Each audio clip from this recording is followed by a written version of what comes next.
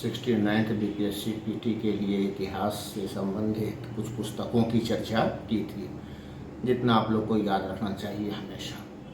उसी कड़ी को आज आगे बढ़ाते हुए कुछ वैसे ग्रंथों की चर्चा मैं करना चाहूँगा जो बहुत ही महत्वपूर्ण है और कोई ना कोई क्वेश्चन उससे संबंधित यदा कदा पूछे जाते हैं। ऐसे ही ग्रंथों में एक प्रसिद्ध ग्रंथ है अर्थशास्त्र, जिसके बारे में कहा जाता है कि मौर्य काल में इसकी रचना हुई। हालांकि इस पर विवाद है और आजकल माना जाता है कि अर्थशास्त्र मौर्य काल से इसका आरंभ तो हुआ, लेकिन इसमें और भी कई पैसेज जो हैं और भी कई जो इसमें श्लोक हैं, सूक्त हैं, वो जुटते हुए चले गए और अंततः 200 एडी या 300 एडी के आसपास इसका फाइनली संकलन हुआ।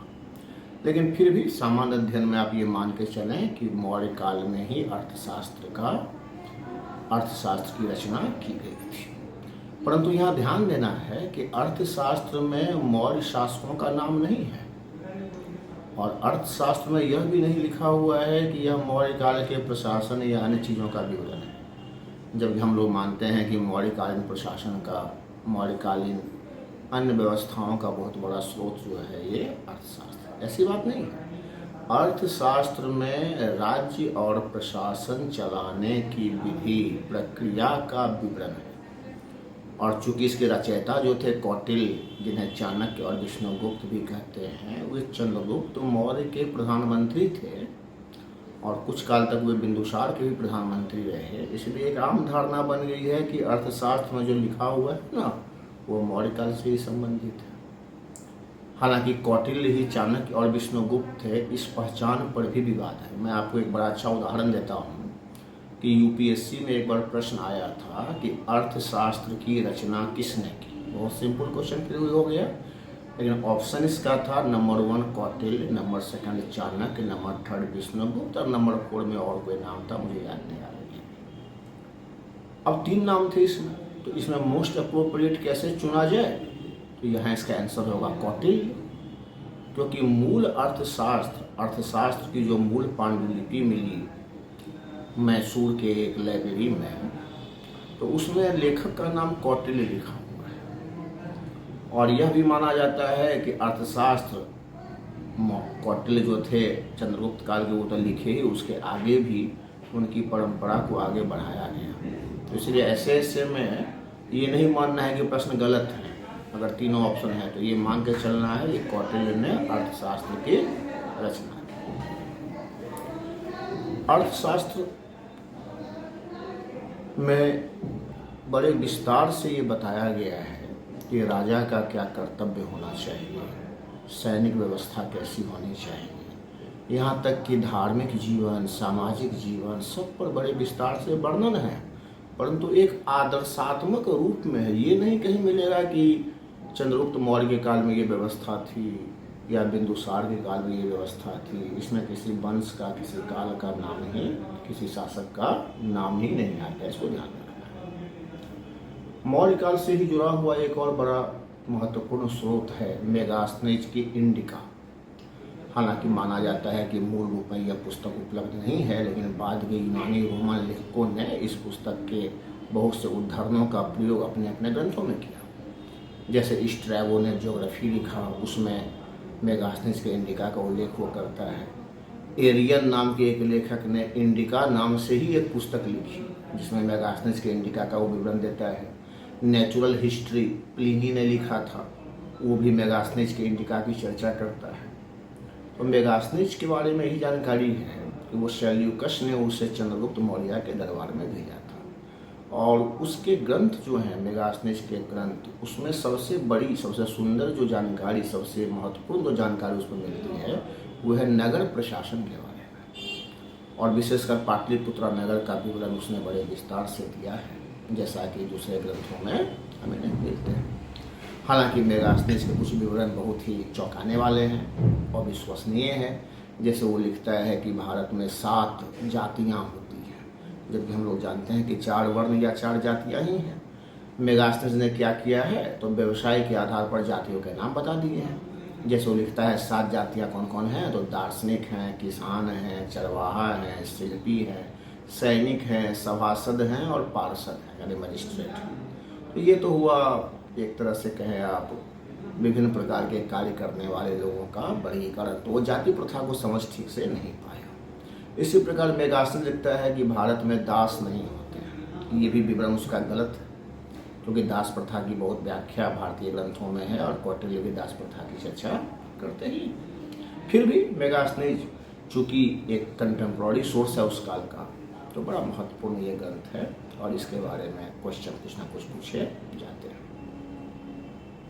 इसके आगे हम लोग देखें मौर्योत्तर काल में, तो कनिष्क के काल में अश्वघोष एक महान विद्वान थे, जिन्होंने संस्कृत भाषा में 3 प्रमुख बौद्ध ग्रंथ लिखे। एक सारिपुत्र प्रकरण, सारिपुत्र गौतम बुद्ध के शिष्य थे और उन्हीं का वर्णन इसमें किया गया है। दूसरा वे लिखे सौंदर्यानंद, जिसमें सुंदरी और आनंद की कथा है। तीसरा उन्होंने लिखा बुद्ध चरितम, जो गौतम बुद्ध से संबंधित है, और ये सब महायान बौद्ध धर्म से संबंधित ग्रंथ हैं। चरक भी कनिष्क के काल में हुए थे और चरक ने चरक संहिता की रचना की। लेकिन साहित्यों के दृष्टिकोण से भारत का जो स्वर्ण काल माना जाता है वो गुप्त काल है, और गुप्त काल में कालिदास की रचनाएं हैं, जिसमें से कुछ ना कुछ क्वेश्चन पूछने की संभावना हमेशा बीपीएससी में बनी रहती है। कालिदास उज्जैन के रहने वाले थे, हालांकि बिहार के कुछ विद्वान मानते हैं और कुछ अंग्रेज विद्वान भी मानते हैं कि कालिदास मिथिला के रहने वाले थे। आपको बड़ा आश्चर्य होगा कि बहुत पहले ही एक अंग्रेज विद्वान ग्रियर्सन ने यह सिद्ध किया था कि कालिदास मिथिला के उच्चैठ नाम के गांव के रहने वाले थे। तो कभी कभी ये ऑप्शन भी आ सकता है, कालिदास कहाँ के रहने वाले थे, तो मिथिला भी दे सकता है। लेकिन मेरी जहाँ तक समझ है तो उज्जैन ही सही आंसर इसका होना चाहिए। कालिदास के लेखन में बहुत सी विविधताएं थी। उन्होंने 2 महाकाव्य लिखे। एक महाकाव्य कुमार संभवम है, जो शैव धर्म से संबंधित है। दूसरा उनका रघुवंश है, जो रघु राम के जो पूर्वज थे उनकी गाथा से संबंधित है। उन्होंने 2 खंड काव्य भी लिखे, जिसमें एक है ऋतु संहार, जिसमें विभिन्न भारतीय ऋतुओं का विवरण मिलता है आपको। एक उन्होंने लिखा मेघदूतम, जो बड़ा प्रसिद्ध है, यह एक विरह काव्य है मेघदूतम। इसी प्रकार कालिदास ने नाटकों सब की रचना की। उनका सबसे प्रसिद्ध नाटक है अभिज्ञान शाकुंतलम। दूसरा प्रसिद्ध नाटक उनका है विक्रमो बरसिए, और तीसरा जो ऐतिहासिक नाटक माना जाता है उनका वो है मालविकाग्निमित्र।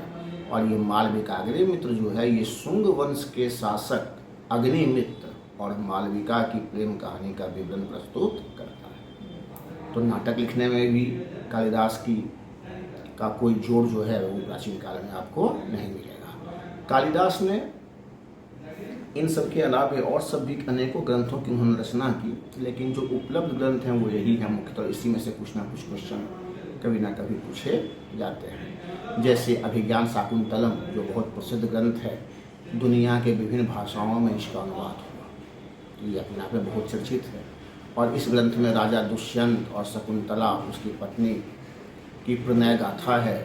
दोनों के मिलन से भरत का जन्म हुआ, उसी भरत के नाम पर देश का नाम भारत पड़ा। इन सब का विवरण हमें प्राप्त होता है। गुप्त काल के एक और महत्वपूर्ण मशहूर विद्वान थे, जिन्होंने मृच्छकटिकम नामक नाटक की रचना की। मृच्छकटिकम, और वे थे शूद्रक। मृच्छकटिकम एक वैश्य ब्राह्मण और एक राजनर्तकी की प्रेम कथा पर आधारित है। और यह ग्रंथ इसलिए महत्वपूर्ण है कि इस ग्रंथ से ये जानकारी मिलती है कि जाति प्रथा उस काल में कठोर नहीं थी, जैसा कि कुछ अन्य ग्रंथ सब में दिखाया जाता है कि जाति प्रथा बहुत कठोर थी उस काल में।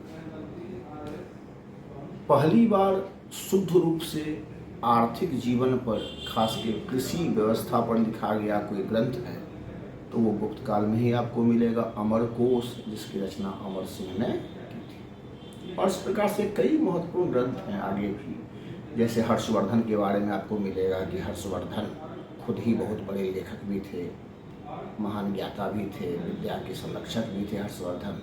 और हर्षवर्धन ने नागानंद, प्रियदर्शिका और रत्नावली नामक नाटक लिखे थे। हर्षवर्धन के काल में ही बाणभट्ट नाम के बहुत बड़े विद्वान थे, और बाणभट्ट ने हर्षचरित की रचना की थी, कादम्बरी की रचना की थी। तो इस तरह से अनेक ग्रंथ प्राचीन काल में आपको मिलेंगे, जिसके बारे में कहीं ना कहीं किसी ना किसी रूप में कुछ क्वेश्चन रहते ही हैं। कुछ वर्ष पहले बीपीएससी में पूछा गया था बानभट्ट के बारे में कि बानभट्ट कहाँ के रहने वाले थे। अब इस पर बहुत विवाद है।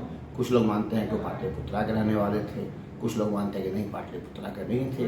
वास्तविकता ये है कि बानभट्ट जो थे वे अपने हर्षचरित में ही अपने बारे में वर्णन लिखते हैं और उससे साबित होता है कि वो प्रीतिकूट गांव के थे।